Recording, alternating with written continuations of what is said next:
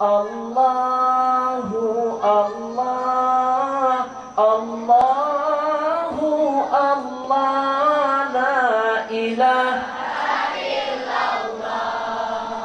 Jangan diperbesar. Nih kelihatan kalau sudah mental munafik.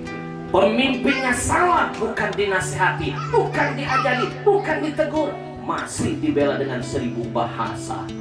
Doakan saya, Beb. Saya lagi bikin buku. Mudah-mudahan 2019 sebelum nyoblos presiden launching. Judulnya Munafikun ala Milenium. Nanti akan disebut di semuanya di buku itu. Siapa wajah-wajah munafik? Makanya maaf Bang Adang, saya ketika ditanya, Habib, apakah 212 pecah? Tidak. Apakah 212 bubar? Saya jawab, tidak. 212 sedang disaring oleh Allah. Kalau sudah disaring, yang keluar dari penyaringan itu sudah seripatinya. Yang di atas sampahnya doang. Kelihatan sekarang siapa wajah-wajah sampah, wajah-wajah munafik yang menjual agama hanya untuk kepentingan pribadi, untuk mengejar jabatan, untuk selamat dari kasus yang sudah dia jalani. Betul? Nih, saya kasih tahu nih anak-anak muda, dengerin ya, dengerin. Sayang, kasus Al-Fatihah itu bukan perkara sepele, bukan lahja. Nanti kamu ngaji lagi dengan gurumu. Itu masuk bab namanya lahan. Lahan itu adalah satu kondisi di mana seseorang menyimpang dari kebenaran. Lahan itu terbagi dua. Ada namanya lahan khafi, ada yang namanya jali. Kalau khafi, kalau jali itu besar, pelakunya berdosa, yang dia lakukan haram hukumnya. Tapi kalau misalnya khafi, itu perkaranya samar-samar, nggak terlalu berbahaya. Contohnya kalau yang khafi, taghyirul huruf ma'al huruf ba'da. Taghyir, terjadinya perubahan dari huruf ke satu dengan huruf yang lain, itu pasti berubah arti, berubah bunyi. Kenapa? Fatal. Contoh, Al-Fatihah jadi Al-Fatihah. Yang tadinya pembuka, artinya berbeda, jadi orang yang menghancurkan. Jangan anggap remeh, ini perkara ilmu. Betul?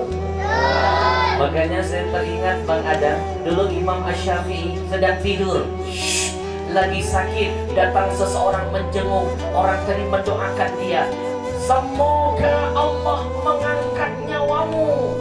Padahal orang itu baca doanya salah nyebut. Maksudnya semoga Allah cabut penyakitmu, karena salah nyebut semoga Allah cabut nyawamu. Imam Syafi'i langsung loncat dari tempat tidur. Bahaya ini kalau gak diluruskan. Imam Syafi'i langsung berkata, ya Allah, biqalbihi la bilisanihi. Ya Allah, kabulkan yang di hatinya, jangan kau kabulkan apa yang diucapkannya. Bu, Ibu, maka di situ pentingnya belajar adik-adik. Belajarnya apa? Tajwid.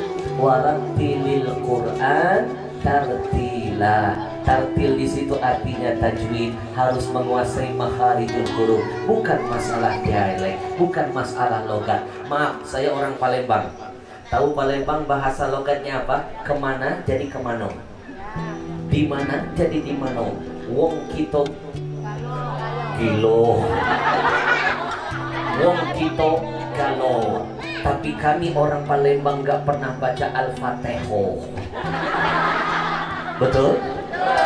Gak ada alasannya. Itu masalah dialek, masalah logat, gak ada. Berani beriman kepada Allah, berani memeluk Islam, maka kewajibannya harus belajar tentang ilmu, tentang agama kita. Betul?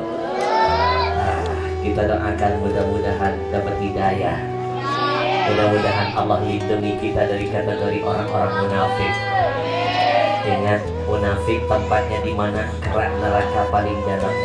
Orang kafir gak nyampe kerak, munafik kerak. Kalau orang kafir jelas lawannya, munafik susah nebaknya. Di depan mengeluh, di belakang dia menusuk.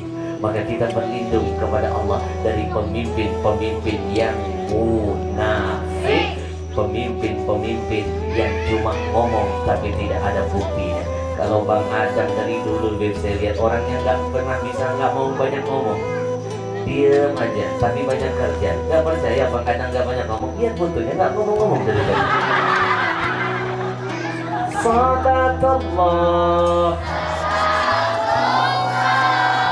ala paha Salatullah ala yasin. Yang saya cintai, saya muliakan segenap para hadirin hadirat yang berbahagia. Untuk beberapa puluh menit ke depan, singkat padat insya Allah. Nanti biar yang panjang guru kita tercinta. Bu, Ibu, Ibu tahu gak sekarang ini Allah sedang sensi. Tahu sensi?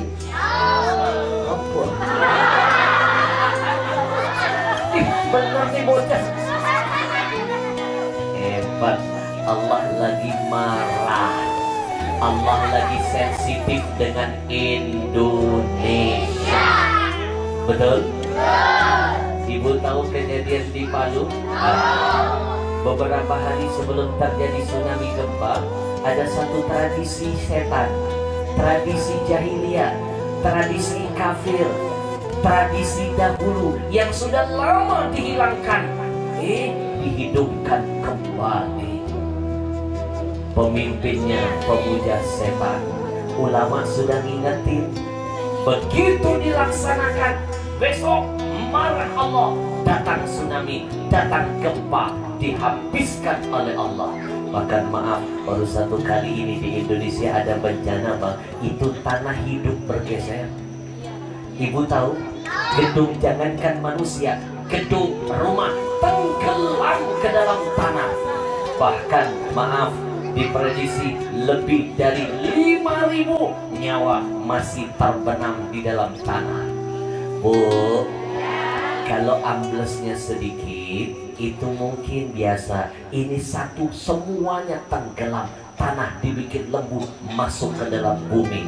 Ini bukan berarti ujian, jangan-jangan sudah azab dari Allah buat kita.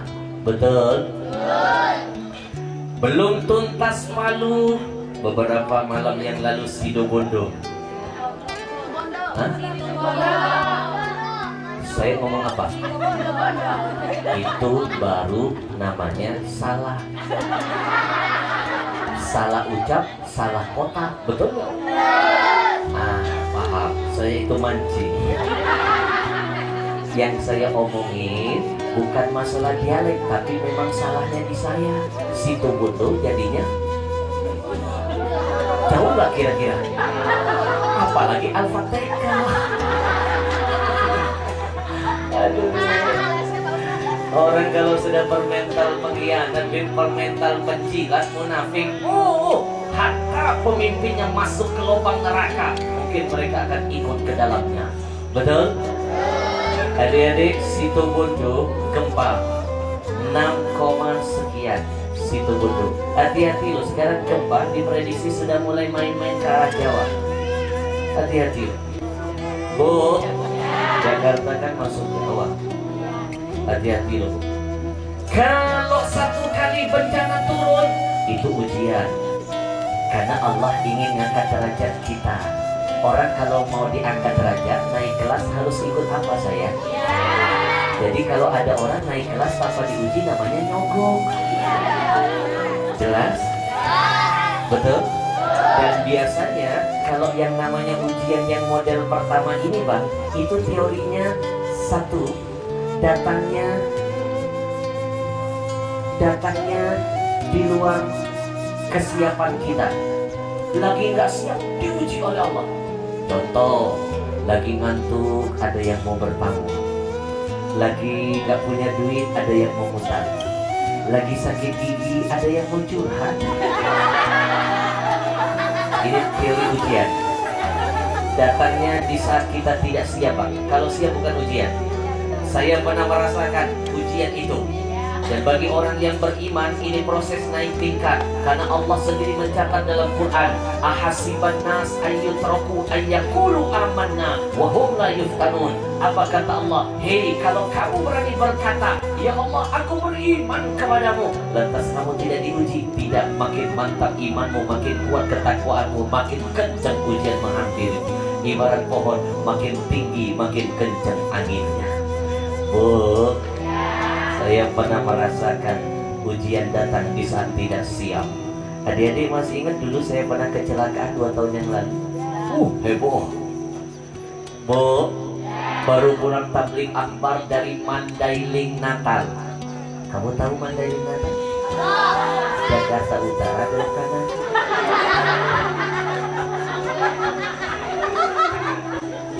Medan, Sumatera Utara. Pulang dari tabligh akbar, mobil yang saya tumpangi hilang kendali, berputar-putar terbang,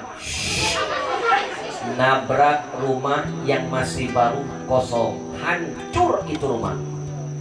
Bang, asisten di samping saya yang menggantikan tempat duduk saya patah tulang, hancur tulang lehernya, remuk tulang rusuknya, 20 jam di ruang operasi, 22 hari harus dirawat di rumah sakit.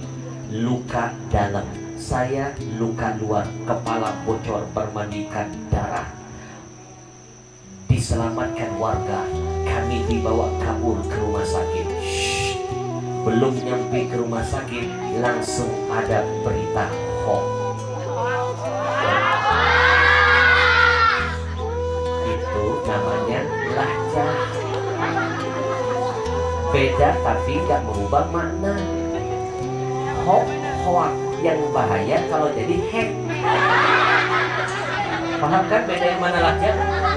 Selama tidak merubah makna, itu namanya lahjah. Kalau sudah maknanya berubah, bukan lahjah itu namanya.